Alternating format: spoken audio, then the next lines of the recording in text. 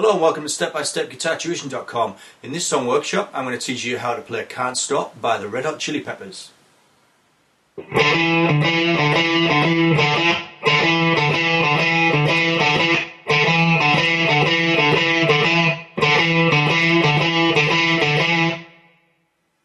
A nice easy riff to start off with, just two notes. Let's take a look at the intro.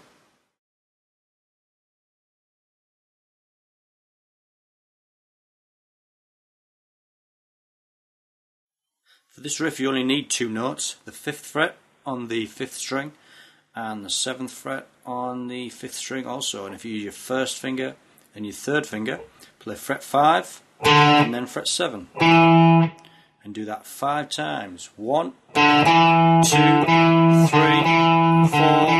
5. And then at the end, if you put a little bit of vibrato on that last note. Okay, so let's repeat that. 1, 2, 3, 4, 5. 1, 2, 3, 4, 5.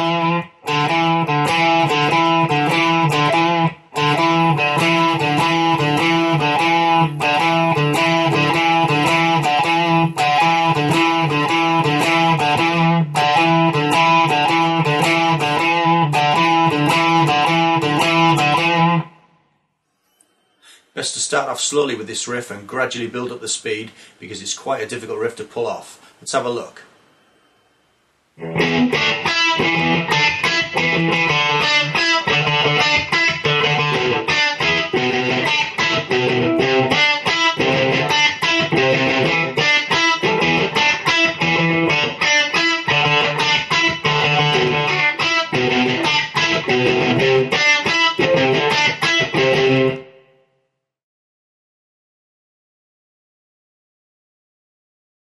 I'm going to divide this verse riff into 4 sections and I'll show you the notes in order for the first section. If you start on the 7th fret on the 5th string, that's your first note, and then 7th fret on the 3rd string, then 9th fret on the 3rd string, then you go back to that first note, the 7th fret, you play it 3 times, and then 7 on the 3rd string, and then 9, and then you go back to that first note and play it 3 times again. So we'll go through that again, starting with the 7th fret on the 5th string.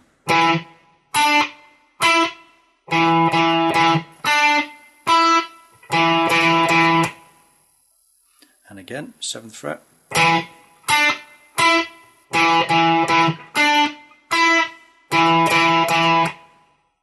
For the second section of the riff, you replace the first note for the open D string. So instead of playing 7th fret on the A string, the 5th string, you play the open D string, then 7, 9 on the G, then the open string 3 times again, 7, 9, open string 3 times. So I'll play the first part and the second part.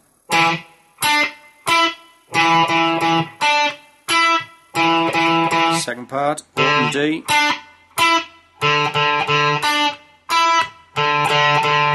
The third part you change the bass note again. This time you go from the open D, you use the 7th fret on the bottom E string as your bass note. Now you can either use your thumb to hold this down, or if you can't quite manage to get your thumb around, you can just use that first finger.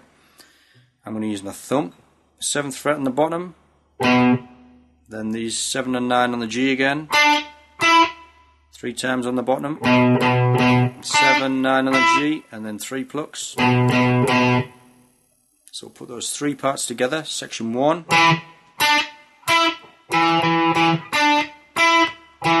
Section 2.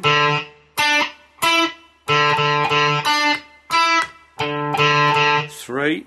Bring your thumb round.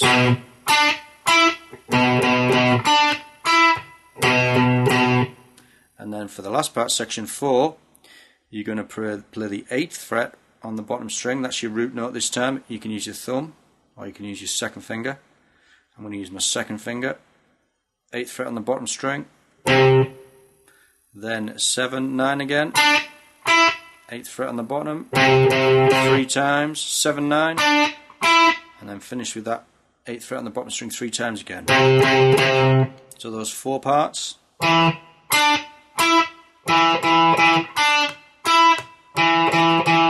second part, third,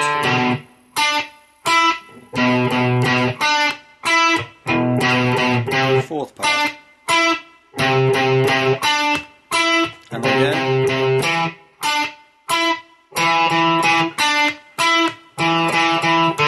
second part,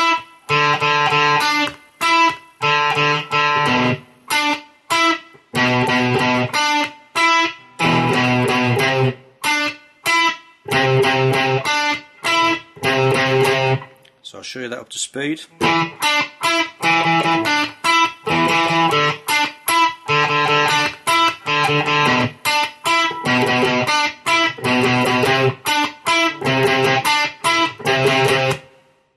It's also worthwhile mentioning that when he plays this on the record, he's actually using his fingers to mute out the other strings, so that if you accidentally catch one of the other strings, you're using your fingers to mute out the string either side of the one that you're playing, and that enables you to be to hit other strings other than the one that you're playing. Now when you move to this one, you'd mute out the D and the B string either side of it, so you can strike it without worrying about sounding the other notes. Same on the next note, you can hold down fret 9 but mute out the strings either side. So if you just, when you're playing this riff, it's probably a little bit difficult to start off with, so if you just concentrate on getting the right notes at first, and then when you feel that you've got those notes, you can start to mute out those strings. And then you don't have to worry too much about hitting the right strings. So just at first just play the individual notes, and then when you've got the hang of it, you can start muting out the strings. At the end of the verse there's a slight variation on that riff that leads you into the chorus.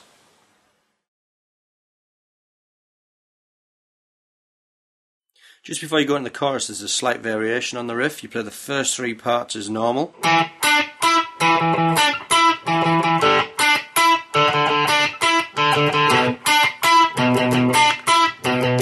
but then instead of going into that fourth part, you put a C major 7 chord shape on, which is fret 7 on the top string, 8 on the second, 9 on the third string, and if you can manage it, get that fourth finger on the 10th fret on the fourth string, and you play the top 4 strings and you strum them like this. I'm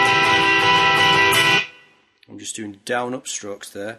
Down up, down up, down up, down up, down up, down up, down. So you've got the first 3 parts of the riff.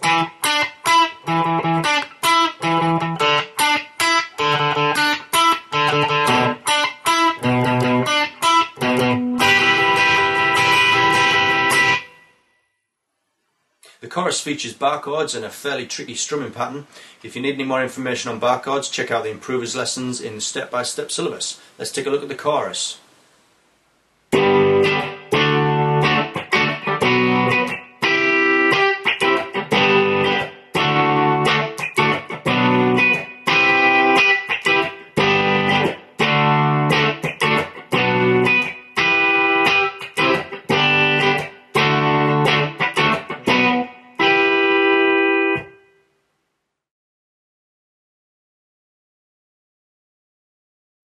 For the chorus you use 4 chords. You use a G major chord barred at the 3rd fret, so you're barring across the 3rd, you got your second finger on the 4th fret on string 3, your 3rd finger on the 5th fret on string 5, and your little finger 5th fret on string 4. That's the G chord. Then you go into a D, which is being played at the 5th, holding down that 5th fret on the A string, and these 3 strings in fret 7, that's string 4, 3 and 2, you're holding those 3 strings down with that 3rd finger, or your little finger if you prefer. Only play the 4 inside strings on that, so you're going to try and miss out the 2 outside strings. The next chord is a B minor, which is barred across the 7th fret, and you've got your 3rd finger on fret 9 on the A string, and your little finger on fret 9 on the D string. Try and keep that second finger out of the way. That's a B minor chord. And the last one is that C major 7 chord that we played earlier. 7, 8, 9, 10, and only play the top 4 strings of that. So again you've got the G, the D, the B minor chord, and that's C major 7 chord. On the first chord, if you strum down, down, up. On the second chord, the D chord, strum down, up, down, down. So you've got down, down, up on the G, and then down, up, down, down. And then if you do that same thing on the next two chords, down, down, up on the B minor, down, and if you repeat that 3 times,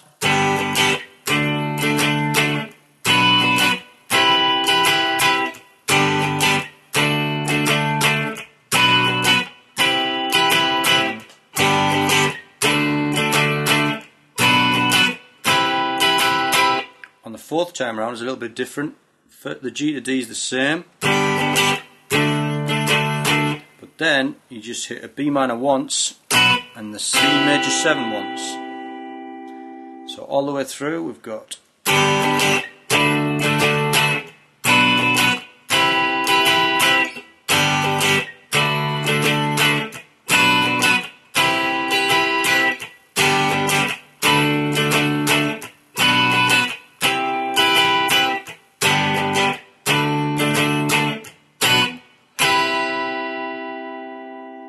also, you might notice that in between the two separate parts of the rhythm I'm muting with my right hand. So I'm going down, down, up, and then putting in that mute stroke just to stop the strings. Yep, down, down, up, and then down, up, down, down, mute. So you try and get that mute stroke in between.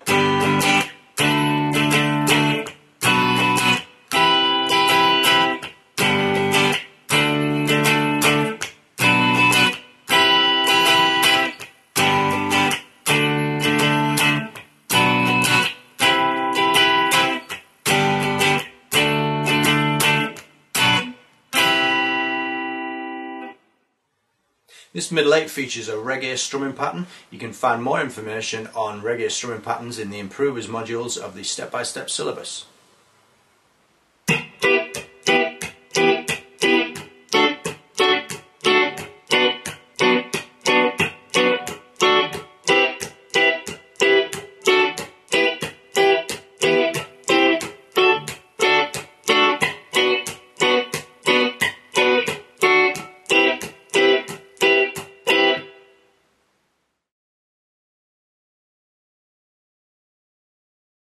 This next part of the song features a reggae rhythm, and I explained reggae rhythms in the step-by-step improvers module 5 lesson 6. I'll just briefly go through it again though.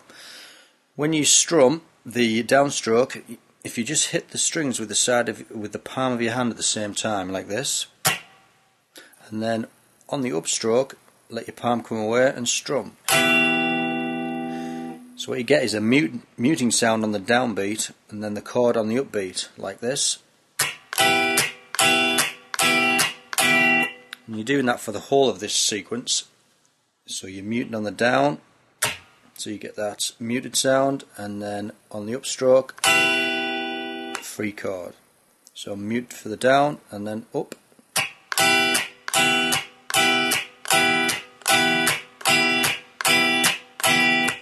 And you do that for the whole of this section.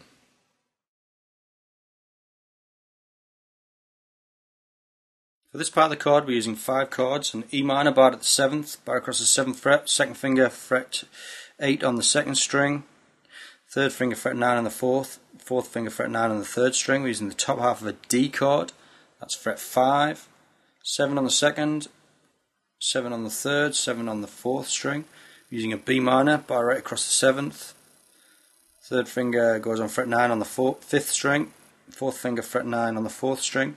Also using that C major 7 chord that we used earlier on, 7, 8, 9, 10, and a C major chord, which you normally would play as a bar. You can play it as a bar if you like. I'm just going to play it as on the top 2 strings, fret 9 on the 3rd string, and fret 10 on the 4th string. And we start on the E minor chord, and you play the reggae rhythm for a full bar, which is 4 times. 1, 2, 3, 4. Then you change to the D for the first 3 beats of the bar, to the B minor for the last beat of the bar, and then for the next bar you've got 3 beats on B minor, For the last beat of the bar, you change to the D, then to the C major 7 for the first 4 beats, to the D for the last part. I'll put all that together from the E minor.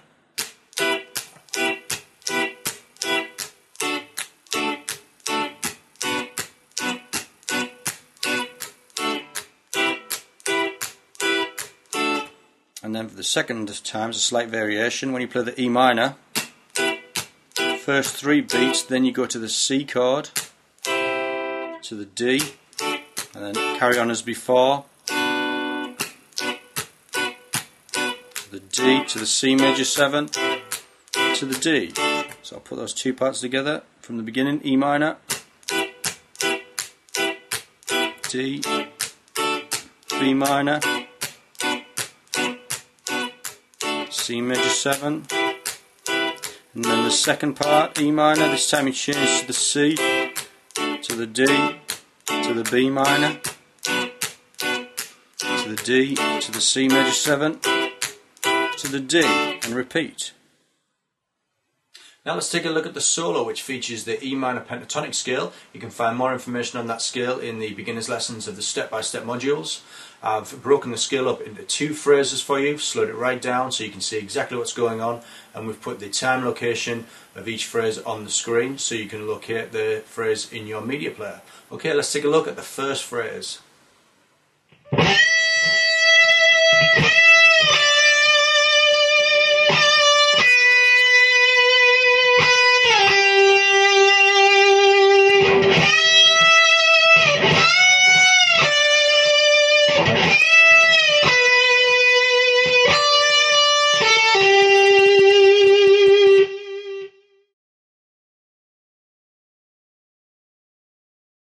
For the first phrase, bend the 15th fret on the B string, then bend it again, play it straight again, fret 12 on the B string, and then 12 down to 12 on the G string.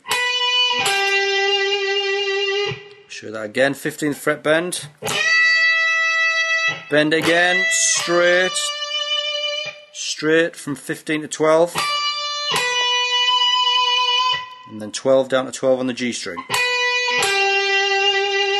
Whole thing.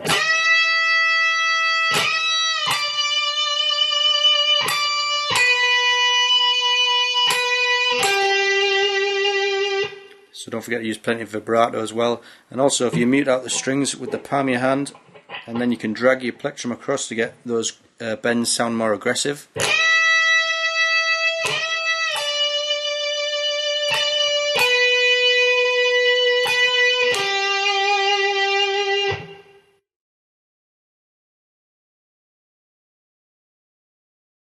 Bend that 15th fret again, then move up 2 frets to the 17th, bend, release, down to 15, then bend the 15th again, release to fret 12, 15 on the B string, 14 to 12 pull off on the G. I'll do that again from 15, bend, 17 bend, release to 15,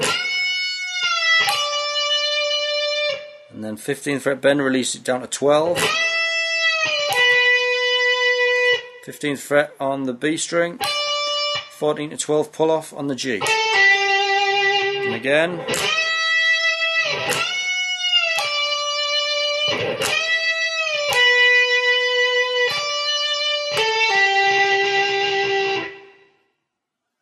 well, I hope you've enjoyed learning how to play Can't Stop by the Red Hot Chili Peppers.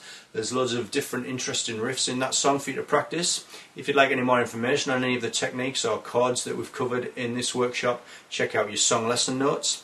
And if you have any feedback for us that you'd like to offer us on this song workshop or any others, well, feel free to contact us on that as well. Thanks for watching, and I hope to see you in the next song workshop soon.